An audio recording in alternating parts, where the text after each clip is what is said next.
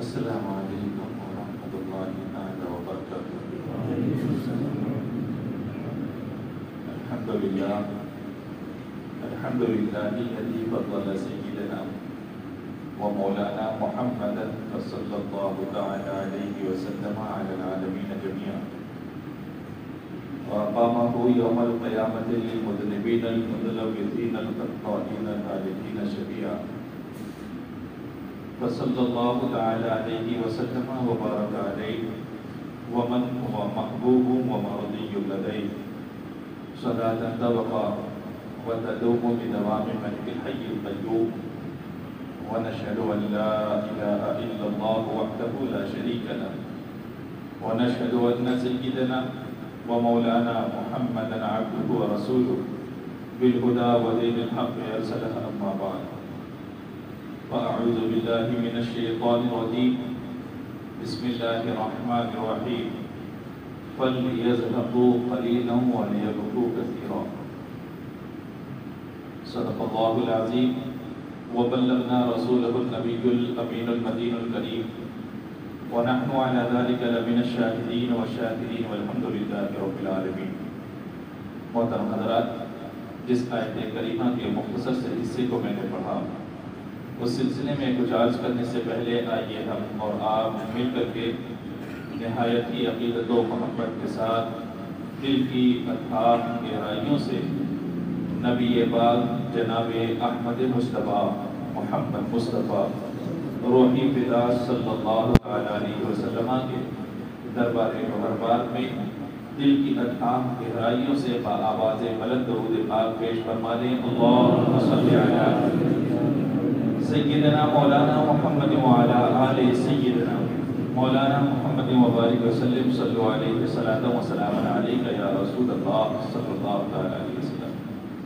اللہ تبارک و تعالی نے انسان کے جسم میں بے شمار اپنی نعمتیں عطا فرمائی ہیں۔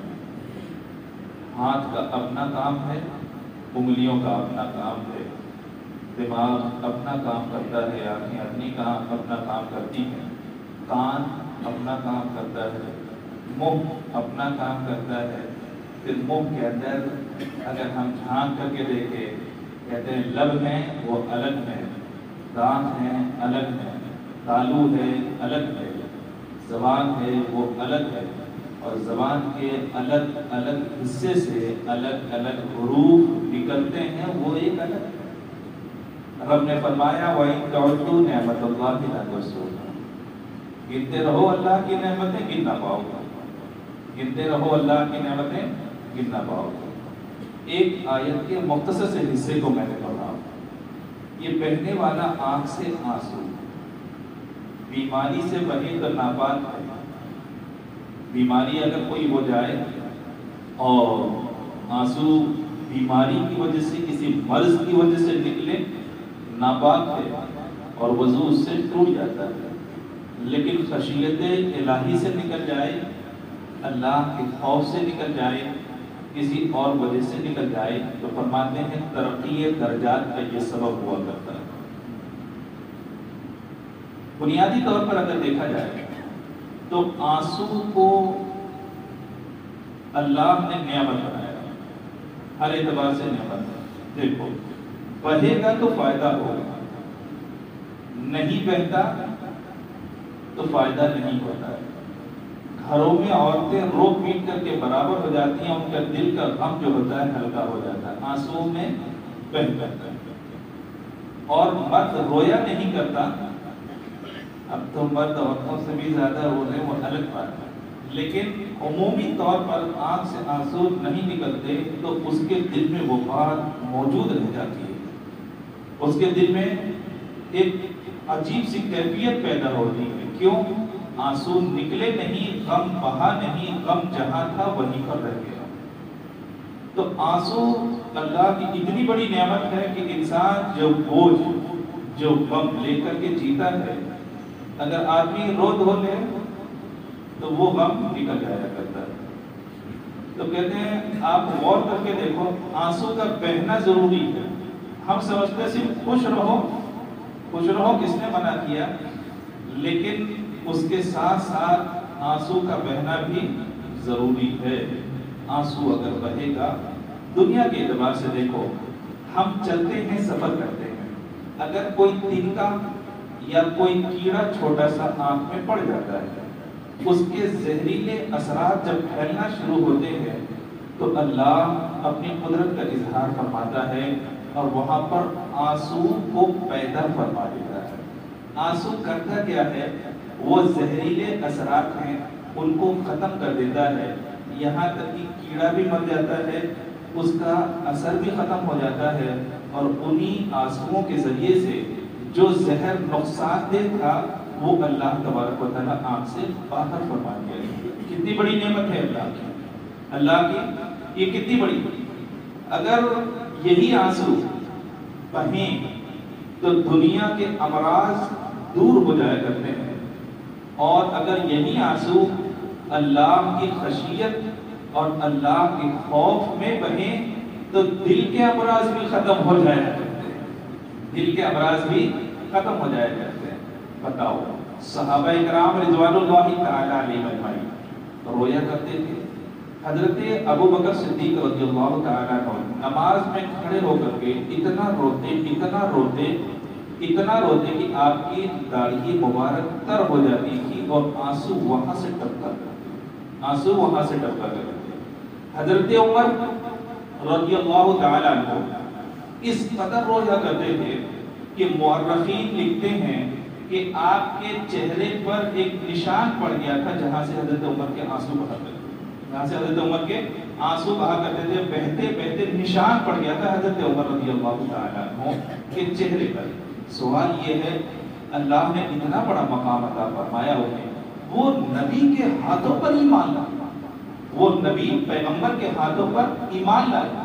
اللہ اکبر. ان کا مقام ایسا مقام کہ آپ سوچ کر کے دیکھو، دنیا کا کوئی ولی، کوئی اوتار، کوئی کتنا بھی بڑا ہو، ان کے مقام تک نہیں پہنچ سکتا.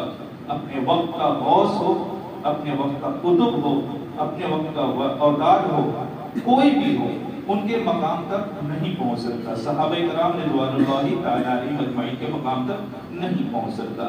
اب سوال یہ ہے کہ صحابہ کرام رضوان اللہ تعالی علیہم اجمعین کو اللہ نے جب اتنا اعلیٰ مقام عطا فرمایا، اتنا اونچا مقام عطا فرمایا، تو وہ روتے کیوں تھے؟ بات بات پر آنسو کیوں نکل جاتے تھے؟ بات بات پر. جانتے ہو آپ، حضرت مولائے کائنات رضی اللہ تعالی عنہ، ایک پتھر کے کھسکانے کی بات تھی نا، لشکر کو پانی نہیں مل رہا تھا، تو ایک پتھر کو کھسکانے کی بات تھی، تو مولائے کائنات کا پورا لشکر لگ گیا تھا، پتھر کھسک نہیں رہا تھا. آپ نے ہاتھ لگایا، پتھر کھسک گیا. تو گرجا گھر کا جو پادری تھا وہ بھاگ کر کے آیا اور اس نے یہ کہا تھا کہ آپ کیا پیغمبر ہیں؟ حضرت مولائے کائنات نے فرمایا نہیں. آپ کیا فرشتے ہیں؟ کہا نہیں، میں فرشتہ بھی نہیں. اس نے کہا پھر آپ ہیں کیا؟ ارشاد فرماتے میں رسول اللہ کا ایک امتی ہوں، میں رسول اللہ کا ایک صحابی ہوں. اللہ اکبر. وہ پادری آپ کے ہاتھ پاؤں پکڑنے لگا اور اس کے بعد وہ ایمان لایا. تو مولائے کائنات نے کہا کہ تم نے ایسی کون سی بات دیکھ لی جس کی وجہ سے تم ایمان لائے؟ اس پادری نے کہا ہماری کتاب میں یہ بات لکھی ہوئی ہے کہ اس پتھر کو ہٹانے والا یا تو پیغمبر ہوگا یا داماد پیغمبر ہوگا. کہا اس پتھر کو ہٹانے والا یا تو پیغمبر ہوگا یا پیغمبر کا داماد پیغمبر ہوگا. تو اب حضرت علی رضی اللہ تعالیٰ عنہ سجدے میں چلے گئے اور اس قدر روئے کہ اللہ اکبر. جس جگہ آپ نے سجدہ کیا تھا وہاں زمین آپ کے آنسوؤں کو جذب نہ کر سکی، آپ کے آنسوؤں کو جذب نہ کر سکی. عرض کرتے ہیں مولا تیرے نزدیک علی کا اتنا بلند مقام، تو ان کو مقام ملتا تھا تو وہ اللہ کی راہ میں آنسو بہایا کرتے تھے. ان کے دلوں میں تکبر غرور نہیں آیا کرتا تھا، وہ اللہ کی راہ میں آنسو بہایا کرتے تھے. یاد کرو حضرت عمر رضی اللہ تعالیٰ عنہ کو بیت المقدس فتح ہوا آپ کے زمانے میں. فتح کیسے ہوا؟ بہت بڑی جنگ ہوئی تھی. فرمایا کوئی جنگ نہیں ہوئی تھی، صحابہ کرام نے بیت المقدس کو گھیر کر کے رکھا تھا، اور اس کے بعد بیت المقدس والوں نے پیغام بھیجا تھا کہ آپ اپنے خلیفہ کو بلائیں، بادشاہ کو بلائیں۔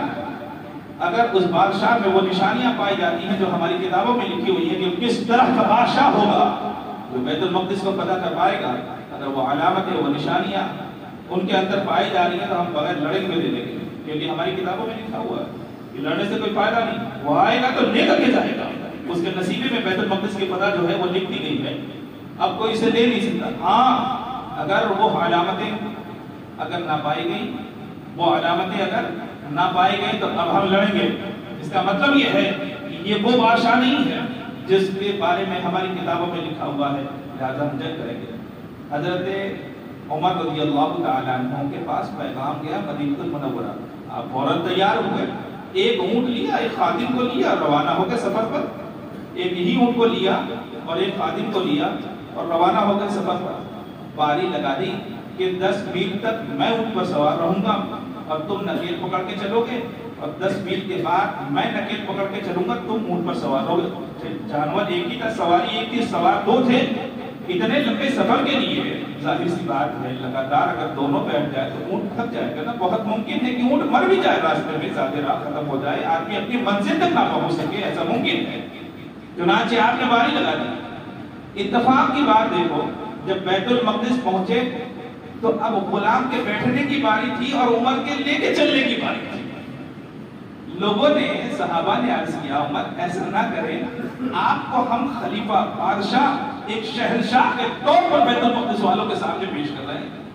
اب ہم اپنے شہنشاہ کو اس طور پر پیش کریں کہ وہ اونٹ کی نکیل لے کر کے چلے گا تو پھر ہماری حیثیت، ہمارا مقام کیا رہے گا، عزت و وقار کیا رہ پائے گا۔ انہوں نے عرض کیا کہ آپ سوار ہو جائیں، غلام کو پھر کبھی سوار کر دیا جائے گا۔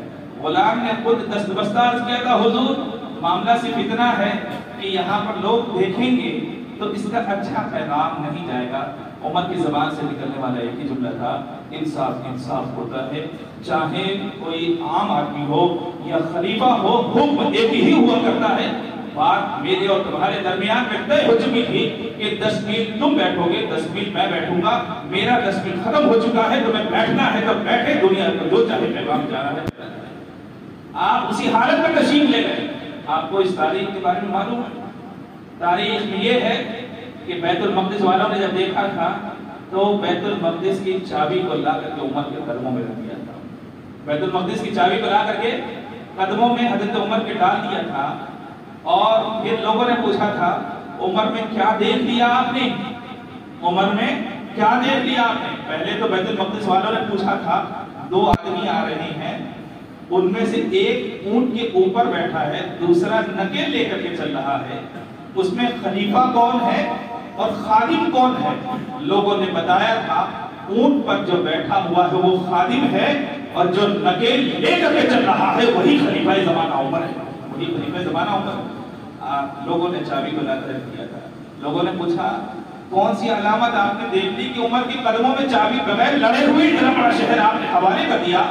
اللہ اکبر، چہل کر کے جواب دیا تھا یہی علامت تھی جو ہماری کتابوں میں لکھی ہوئی تھی، یہ بادشاہ ہوگا تو اس کے انصاف کا ڈنگا پوری دنیا میں بجنا ہوگا، اور بیت المقدس میں بھی جب داخل ہوگا وہ اپنے انصاف کے ساتھ بیت المقدس میں داخل ہوگا۔ وہ انسان جو پوری دنیا کے لیے انصاف کر سکتا ہے وہی آدمی صحیح ہے جو بیت المقدس کے لیے بھی انصاف کر سکتا ہے۔ ان کی علامتیں ہماری کتابوں میں لکھی ہوئی ہے کہ وہ ایسا خلیفہ ہوگا جو ہر ایک کے ساتھ انصاف کرے گا، اور وہی خلیفہ ہوگا جو بیت المقدس کو فتح کر پائے گا۔ ایسے سے لڑنے سے کوئی فائدہ نہیں ہے، ہم بغیر لڑے ہوئے چابیاں آپ کے حوالے کرتے ہیں۔ عمر سجدے میں گر گئے، عمر سجدے میں گر گئے، بے تحاشا روئے اور عرض کرتے ہیں مولا رب العزت، میں اتنا گمنام تھا، تو نے اتنی عزت مجھے بخش دی۔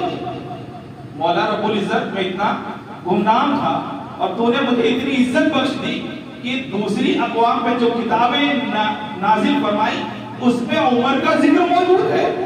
آدمی ایسے میں تکبر کرنے لگتا ہے نا، آدمی میں اکڑ جاتی ہے، ارے میری بات تو وہ ہے کہ دوسری اقوام میں وہ باتیں مشہور ہیں، لیکن قربان جاؤ حضرت عمر رضی اللہ تعالیٰ کو فوراً سجدہ شکر میں گر گئے، رونے لگے، روتے رہے، اور اس قدر روئے کہ آپ کی داڑھی مبارک جو ہے وہ تر ہو گئی۔ آپ کی داڑھی مبارک تر ہو گئی. اب آؤ قرآن پاک نے آخر یہ کیوں فرمایا وَلْيَذْهَبُوا قَلِيلًا وَلْيَبْكُوا كَثِيرًا؟ یہی آیت میں نے پڑھی نا. ہنسو کم روز ہے. دنیا آج ہنسانے کے لیے پیسے دیتی ہے. ہنسانے والے لوگوں کو ہائر کیا جاتا ہے, خریدا جاتا ہے. چند گھنٹوں کی خاطر ان کے اوپر لاکھوں لاکھ روپے خرچ کیے جاتے ہیں.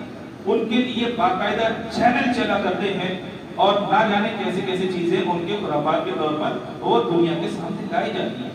دنیا آج پریشان ہے کہ آخر خوش کیسے رہا جائے. وہ سمجھتی ہے کہ ہنسنے سے انسان خوش ہوتا ہے. فارسی میں کہاوت ہے خندیدن بسیار دل را بمیرا. بہت زیادہ ہنسنا دل کو مردہ کر دیتا ہے. محفل قہقہہ میں بیٹھ کر کے لوگ جو ٹھٹھا مار کر کے ہنستے ہیں اس سے دل زندہ نہیں ہوتا, اس سے دل مردہ ہو جایا کرتا ہے. یہ ہماری عالمیت کی پہلی کتاب میں پڑھا ہے. ہماری عالمیت کی اب تو وہ عالمیت کا دور ختم ہو رہا. کون پڑھ رہا ہے, کون سمجھ رہا ہے, کون عمل کرتا ہے, اب تو یہ بات آ گئی. چلو یہ بات بہت پہلے کی. اب دنیا یہ سمجھتی ہے کہ ہنسنا, صرف ہنس لینا یہ کافی ہے. نہیں جناب, یہ دنیا کا دھوکہ ہے. ہنسنا کافی نہیں ہے, دل کا سکون پرسکون ہو جانا ضروری ہے. بات سمجھ آ رہی ہے؟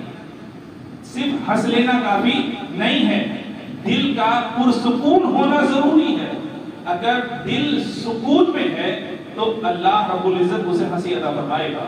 اور اگر دل میں سکون نہیں ہے, ہزاروں کا مال مار کر کے بیٹھ رہا ہے, دغا دے رہا ہے, جھوٹ بول رہا ہے, خیانت کر رہا ہے, دوسرے کے ساتھ ظلم کر رہا ہے, اور رات کو بیٹھ کر کے اپنے دوستوں کے احباب کی محفلوں میں ہنسی مذاق اور ٹھٹھا اڑا رہا ہے, ہنسی کی محفلیں منعقد کر رہا ہے, وہ چند لمحوں کے لیے ہنس رہے گا, لیکن اللہ تبارک و تعالیٰ اس کے دل کو سکون نہیں عطا فرمائے گا. وہ گھر میں آ کر کے ضرور سوچنے میں مجبور ہوگا کہ میں نے کچھ غلط کام کیا, میں نے کچھ غلط کام کیا.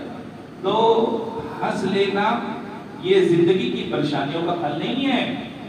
ہنس لینا زندگی کی پریشانیوں کا حل نہیں ہے. اگر حل ہوتا تو قرآن پاک یہ تھوڑی نہ فرماتا وَلْيَذْهَبُوا قَلِيلًا, کم ہنسو, کم ہنسو. جانتے ہو حضرت عائشہ صدیقہ طیبہ طاہرہ رضی اللہ تعالی عنہ سے مروی ہے کہ نبی پاک صلی اللہ تعالی علیہ وسلم کبھی ٹھٹھا مار کر کے نہیں ہنستے تھے. لوگ ہنستے نا اتنی زور سے ہنستے ہیں کہ سامنے والے کا بیٹھنا مشکل ہو جاتا ہے. اتنی زور سے ہنستے ہیں کہ سامنے والے کا بیٹھنا مشکل ہو جاتا ہے. یعنی ٹھٹھا مار کر کے.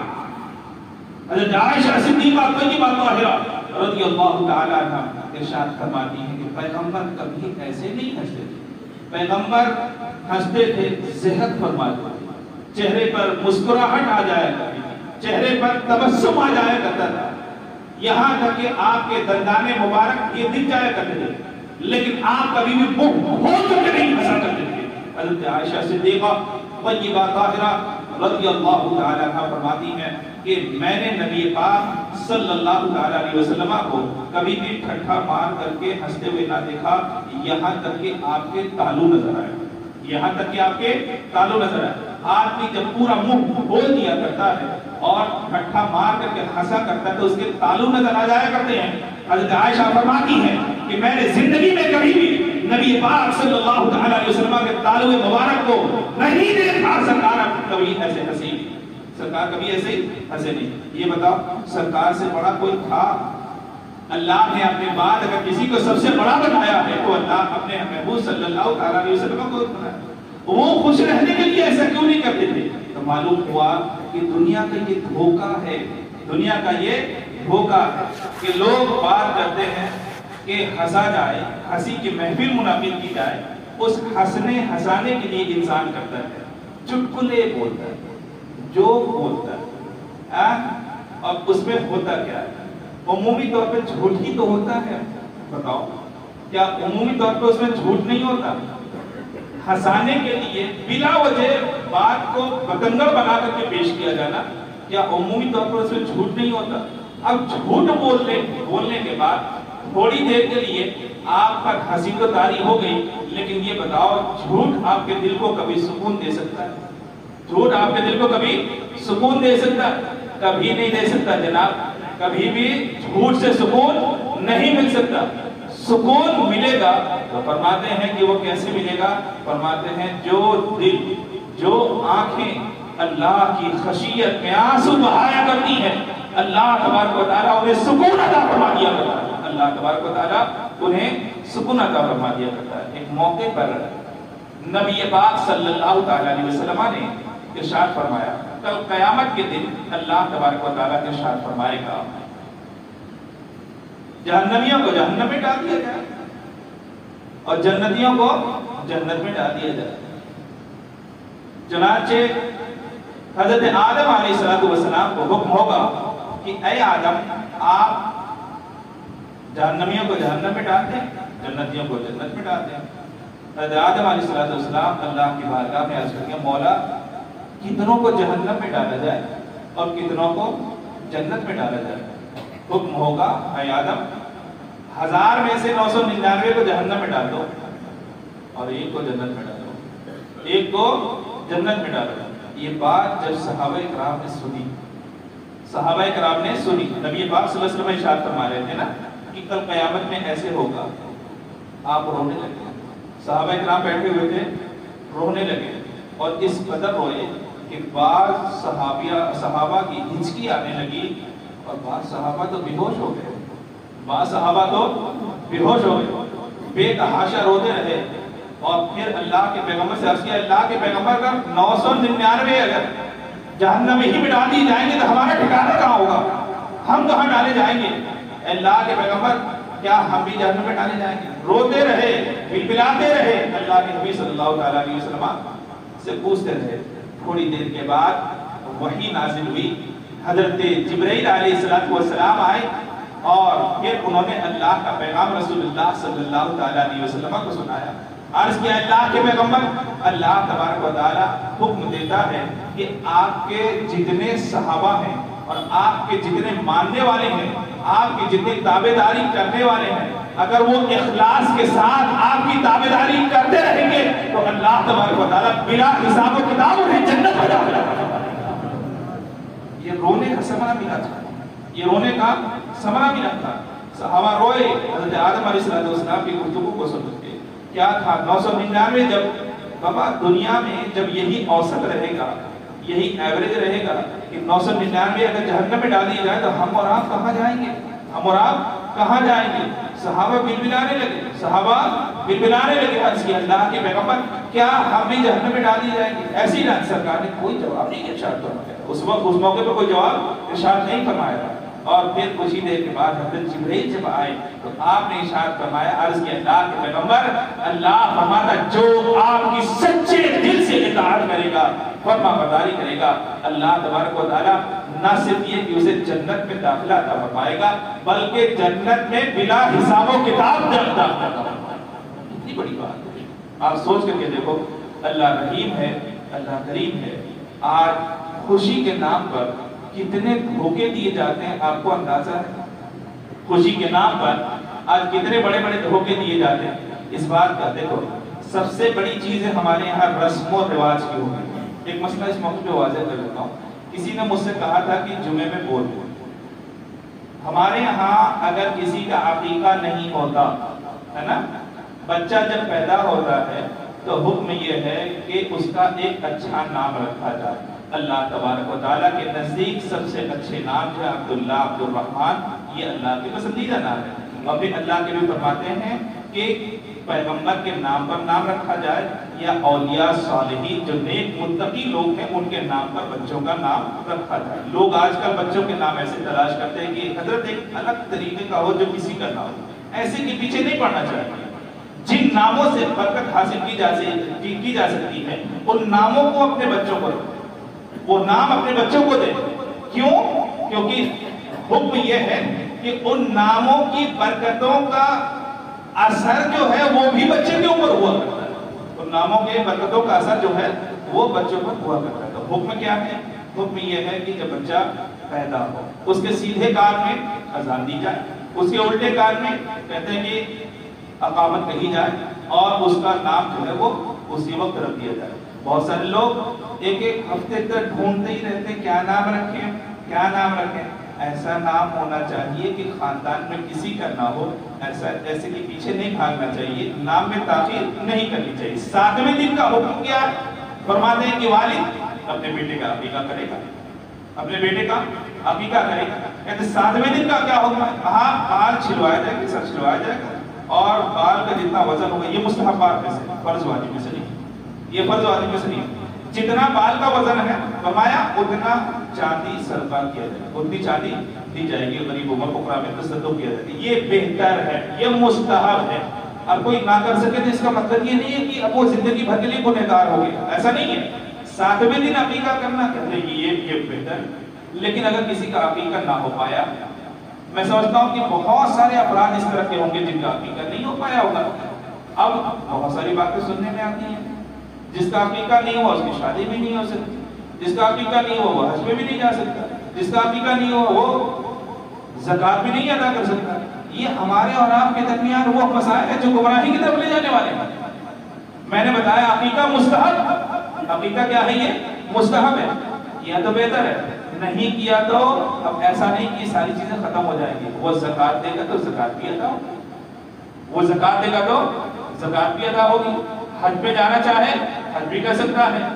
یہ بھی بات مشہور ہے کہ جس کا عقیقہ نہیں ہوا وہ قربانی کرے گا تو قربانی بھی نہیں ہوگی، یہ آپ کا مسئلہ ہوگا، شریعت کا یہ مسئلہ نہیں ہے، یہ شریعت مبارکہ کا مسئلہ نہیں ہے۔ شریعت میں یہ کہ عقیقہ نہیں ہوا ختم۔ لیکن آپ اگر اپنی طرف سے قربانی کریں گے، واجب قربانی ہے تو واجب قربانی ہوگی، نفل قربانی ہے تو نفل قربانی ہوگی، اگرچہ عقیقہ نہ ہوا۔ ہاں اتنا ضرور کہوں گا، عقیقہ جو ہے وہ زندگی کے شکرانے کا نام ہے، عقیقہ زندگی کے شکرانے کا نام ہے۔ اگر پیدا ہونے کے 7 دن کے بعد اگر ہو گیا، 7ویں دن اگر ہو گیا اچھی بات ہے، الحمدللہ ہونا چاہیے، اور اگر نہ ہو سکا تو زندگی میں تو ادا ہی کر دینا چاہیے، زندگی میں کبھی بھی ادا کر دینا چاہیے۔ اپنے نام پہ عقیقہ کبھی کروا دیں، کبھی شادیوں میں آپ جانور ذبح کروا دیں، کہتے ہیں عقیقہ کروا کے اسی کو دعوت کھلا دیں، کوئی مسئلہ نہیں ہے۔ کہتے ہیں بزرگ کے نام پہ ہم 11ویں کرتے ہیں، 12ویں کیا کرتے ہیں، اس طرح کے ہمارے یہاں ضیافتوں کا عام طور پر اہتمام ہوا کرتا ہے۔ اگر ان دعوتوں میں بھی عقیقے کے نام پر جانور خرید کر کے ذبح کر کے کھلا دیا جائے تو عقیقہ بھی ہو جائے گا اور وہ دعوت بھی ہو جائے گا، وہ دعوت ہو جائے گی۔ نہ کر سکے اور تو بقرعید کے موقع پر، عید الاضحیٰ کے موقع پر جہاں ہم ایک حصہ لیتے ہیں یا ایک جانور خریدا کرتے ہیں، وہاں پہ 2 جانور خریدتے ہیں۔ تو عقیقہ زندگی میں کبھی بھی کیا جا سکتا ہے۔ ہاں اگر زندگی میں عقیقہ نہیں ہو سکا اور اس شخص کا انتقال ہو گیا، اس شخص کا انتقال ہو گیا تو اب زندگی کے بعد عقیقہ نہیں ہوگا، زندگی کے بعد عقیقہ نہیں ہو سکتا۔ اب بیٹے چاہیں کہ والد کریم کا انتقال ہو گیا ہے اور ان کے نام پر ہم عقیقہ کرتے ہیں تو عقیقہ زندگی کے شکرانے کا نام تھا، زندگی نہیں رہی تو اب اس کا حکم نہیں رہا، اب اس کا حکم نہیں رہا۔ تو یہ بات اپنے ذہنوں میں اچھی طرح سے بیٹھا لیں کہ عقیقہ اگر ہو گیا تو الحمدللہ ٹھیک ہے، عقیقہ اگر نہیں ہوا تو وہ شخص زکوٰۃ نہیں دے سکتا، وہ شخص شادی نہیں کر سکتا، اس کی منگنی نہیں ہو سکتی، وہ شخص قربانی نہیں دے سکتا۔ اس طرح کا کوئی مسئلہ نہیں، اس طرح کا کوئی مسئلہ نہیں ہے۔ اگر کسی کا عقیقہ ہوا الحمدللہ، نہیں ہوا تب بھی وہ یہ اعمال کرے گا تو اس کے سارے اعمال قابل قبول ہوں گے، قبول ہوں گے۔ اب میں یاد کر رہا تھا ہمارے یہاں بیجا رسم و رواج میں وقت بھی ضائع ہوتا ہے اور پریشانیاں بھی ہوا کرتی ہیں۔ اللہ کی ایک خشیت ہے جو ہمیں برائیوں سے روکا کرتی ہے، ہمیں برائیوں سے روکا کرتی ہے۔ یہ بتاؤ حضرت عمر سے بڑا، دیکھو نبی پاک صلی اللہ علیہ وسلم کو اللہ نے ایسا بنایا کہ اپنے بعد سب سے بڑے، ٹھیک ہے، انسان عام انسانوں کی بات کرتا ہوں، صحابہ کرام کی بات کرتا ہوں۔ حضرت عمر 1/3 دنیا کے مالک تھے، 1/3 دنیا کے مالک تھے، جو چاہتے کر لے، جو چاہتے کر لے۔ آپ نے اپنے لیے ایک وظیفہ متعین فرمایا، وظیفہ متعین فرمایا اور ایک زمانے تک اسی وظیفے پر کام کرتے رہے۔ لیکن ہر زمانے میں مہنگائی ایک ساتھ تو رہتی نہیں ہے، 1 سال کے بعد بڑھ گئی۔ آپ اچھی طرح سے جانتے ہیں ہر مزدور کے لیے آپ کو مہنگائی بھتہ الگ دینا پڑتا ہے اور ہر سال کچھ نہ کچھ قیمت بڑھانی پڑتی ہے۔ حکومتیں معاوضہ بڑھاتی ہیں. جو مزدور پہلے 100-200 روپے میں بھی کام کر لیا کرتے تھے، آج 700-800 میں بھی ملنا ان کا مشکل ہے. آج 700-800 میں بھی ملنا مشکل ہے. یہ مہنگائی بڑھتی رہتی ہے، یہ مہنگائی بڑھتی رہتی ہے. جب مہنگائی بڑھے گی تو ظاہر سی بات ہے جو ہمارے خرچ کرنے کا معیار ہے وہ بھی تو بڑھے گا. اور بات جاؤ، حضرت عمر کے زمانے میں مہنگائی بڑھتی رہی، آپ نے اپنا وظیفہ نہیں بڑھایا، آپ نے اپنا وظیفہ نہیں بڑھایا. جانتے ہو صحابہ اکرام نے مشورہ کیا کہ حضرت عمر اپنا وظیفہ نہیں بڑھا رہے، گھر میں تکلیف تو ہو رہی ہوگی. کیا ان کے گھر میں بچے نہیں ہیں؟ کیا ان کے گھر میں اولادیں نہیں ہیں؟ کیا ان کے گھر میں اہلیہ نہیں ہیں؟ کھانے والے افراد نہیں ہیں؟ کیا ان کو تکلیف نہیں ہو رہی؟ اب وہ نہیں بڑھا رہے تو کیا ہم کو بھی نہیں کہنا چاہیے؟ لیکن عمر کا روب اور آپ کا جلال ایسا طاری تھا کہ کسی صحابی کو ہمت نہ ہو سکی یہ بولنے کے لیے کہ عمر آپ اپنا وظیفہ پڑھا دیں، آپ اپنا وظیفہ پڑھا دیں. سارے صحابہ کرام رضوان اللہ تعالی علیہم اجمعین نے مشورہ کیا، میٹنگ ہوئی. یہ تو پاس ہو گیا میٹنگ میں کہ وظیفہ بڑھنا چاہیے، لیکن سوال یہ تھا کہ یہ بولے گا کون؟ سوال یہ تھا کہ حضرت عمر جیسے جلیل القدر صحابی کو یہ بولے گا کون؟ ان کی بارگاہ میں عرض کرے گا کون؟ ان کے سامنے یہ بات رکھنے گا کون؟ مسئلہ یہ آیا. تو اسی محفل میں یہ بات کہی ہوئی کہ مولا کائنات آپ کو عمر سب سے زیادہ مانتے ہیں. مولا کائنات عمر آپ کو سب سے زیادہ مانتے ہیں. اپنی محفلوں میں اس وقت فیصلے نہیں کرتے جب تک کہ آپ کو بلا نہیں لیتے. اے مولا کائنات آپ ہی یہ بات ہم سب کی طرف سے حضرت عمر رضی اللہ تعالیٰ عنہ کے سامنے پیش کر دے. چنانچہ حضرت مولا کائنات رضی اللہ تعالیٰ عنہ جب سامنے آئے اور آپ نے گزارش کی تو آپ نے یہ نہیں کہا کہ علی بن ابی طالب نے آپ سے کہا، یہ نہیں کہا کہ میں آپ سے کہہ رہا ہوں. آپ نے عرض کیا کہ یہ سارے صحابہ اکرام کی رائے ہے، یہ سارے صحابہ اکرام کی رائے ہے کہ آپ کے وظیفے میں اضافہ کر دیا جائے، آپ کے وظیفے میں اضافہ کر دیا. حضرت عمر رضی اللہ تعالیٰ عنہ ناراض ہو گئے اور بے تحاشا رونے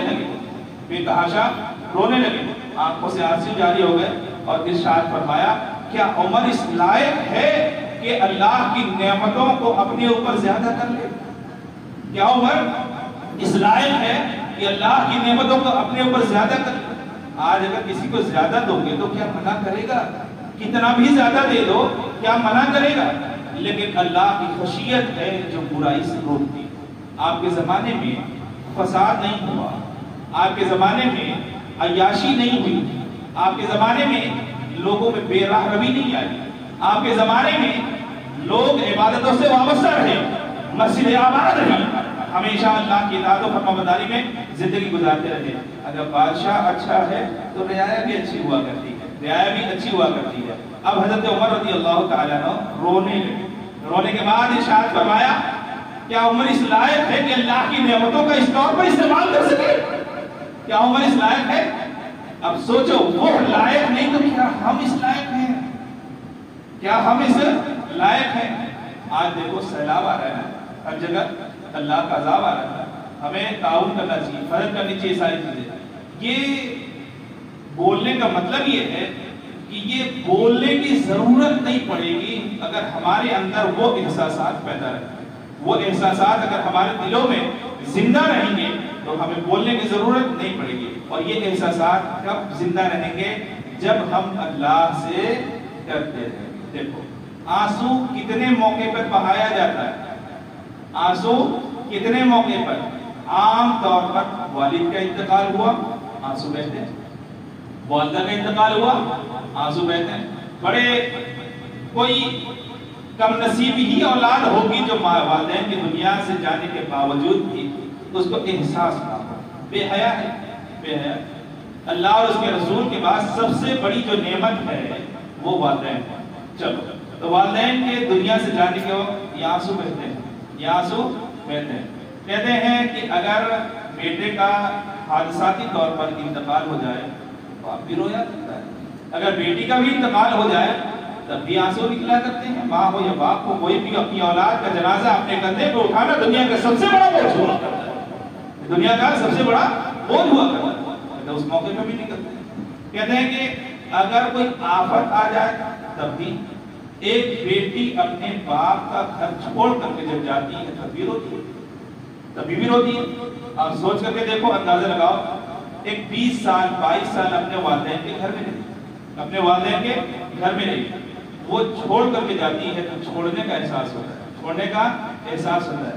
انسان کیسے غافل رہ سکتا ہے کہ اس دنیا میں 40 سال 50 سال 60 سال ہی تک تو رہے گا, اس کے بعد تو اسے یہ گھر چھوڑ کر کے جانا پڑے گا, اس کے بعد اسے یہ گھر چھوڑ کر کے جانا پڑے گا. وہ 20 سال کے غم میں اتنا روتی ہے کہ جتنے بھی افراد اگر بغل موجود ہوا کرتے ہیں وہ بھی رونے لگتے ہیں. ہم انسان ہیں, ہم کو بھی تو دنیا چھوڑ کر کے جانا ہے. سوچو ہمیں کتنا رونا چاہیے کہ وہ تو ٹیمپروری, وہ تو ایک عارضی طور پر جاتی ہے, وہ تو آنا جانا لگا رہے گا, لیکن یہ ہمارا جو سفر ہوگا, آخری سفر ہوگا, وہ ایسا سفر ہوگا کہ اب اس میں آنا جانا نہیں, صرف جانا ہی لگا رہے گا. اس میں آنا نہیں ہوگا, اس میں صرف جانا ہی لگا رہے گا. وہ 20 سال کی محبت کی خاطر تڑپ کر کے رویا کرتی ہے. سوچے جب ہم ہمیشہ کے لیے جائیں گے اس وقت ہمارا حال کیا ہوگا. اب سوال یہ ہے کہ اس طرف کو, اس درد کو دور کیسے کیا جائے. تو ہمیشہ اللہ کی یاد میں روتے رہنا چاہیے, موت کو ہمیشہ یاد رکھنا چاہیے. موت ایسی شے ہے جو انسان کی خواہشوں کو کم کرتی ہے, انسان کی آرزوؤں کو کم کرتی ہے. انسان اس بات کا احساس کر لے کہ آخری منزل مجھے مٹی پر ہی سونا ہے, مٹی کی ہی دیواریں ہوں گی, مٹی ہی کی چھت ہوگی. زندگی میں وہ کبھی بھی بہت اچھے گھر میں رہنے کی خواہش نہیں کرے گا. اس کی آرزوؤں کو توڑنے والی اگر کوئی شے ہے, ختم کرنے والی شے ہے, تو وہ کہتے ہیں موت ہے. صحابہ کرام رضوان اللہ تعالی علیہم اجمعین موت کو یاد کر کے بہت زیادہ رویا کرتے تھے. حالانکہ اس بات کا انہیں یقین کامل تھا کہ یہ موت جو ہے ایک دنیا سے دوسرے دنیا میں جانے کا ذریعہ ہے.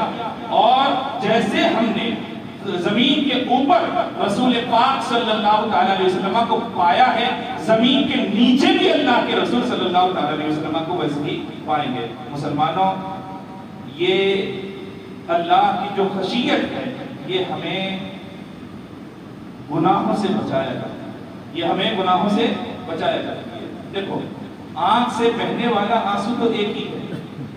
اگر دنیا کے لیے تم رو گے ظاہر سی بات وہ لعنت ہے, اور اگر یہی رونا اللہ اور اس کے رسول کے لیے ہو جائے تو یہی عبادت ہے, یہی عبادت ہے. کل قیامت میں ایک آدمی کا فیصلہ ہوگا, عرض کرے گا مولا میری کوئی نیکی نہیں ہے, اور گناہوں کا پلہ اس کا بھاری ہو جائے گا. فیصلہ ہوگا کہ اسے جہنم میں ڈال دیا جائے. رب العزت ارشاد فرمائے گا ایک موقع پر تو نے ایک قطرہ آنسو میری خشیت میں بہایا تھا, اس آنسو کو لا کر کے اس پلڑے میں ڈال دیا جائے. اللہ اکبر, وہ آنسو جب نیکیوں کے پلڑے میں ڈال دیا جائے گا تو سارے گناہوں پر وہ غالب آ جائے گا. رب العزت ارشاد فرمائے گا اس ایک آنسو کے قطرے کے بدلے میں جنت جیسی میں نے تجھے نعمت عطا فرمائی, جنت جیسی نعمت عطا فرمائی. مسلمانوں, ہم دوسروں کے لیے روتے ہیں, ہم دنیا کے لیے روتے ہیں, ہم مال کے لیے روتے ہیں, اولاد کے لیے روا کرتے ہیں, نہ جانے کن کن چیزوں کے لیے ہمارے آنسو نکلا کرتے ہیں. یہ آنسو ان چیزوں میں نکلے تو یہ عبادت نہیں ہے. ہاں, اللہ کی خشیت میں نکلے تو یہ عبادت ہے. اللہ تبارک و تعالی ہم سب کو اپنی محبت عطا فرمائے, اپنی خشیت عطا فرمائے, دنیا داری ہمارے دلوں سے دور فرمائے, اور ہمارے دلوں کو اپنے اور اپنے محبوب کی محبت سے آباد فرمائے, اپنے احکام و فرامین پر عمل کرنے کی توفیق عطا فرمائے.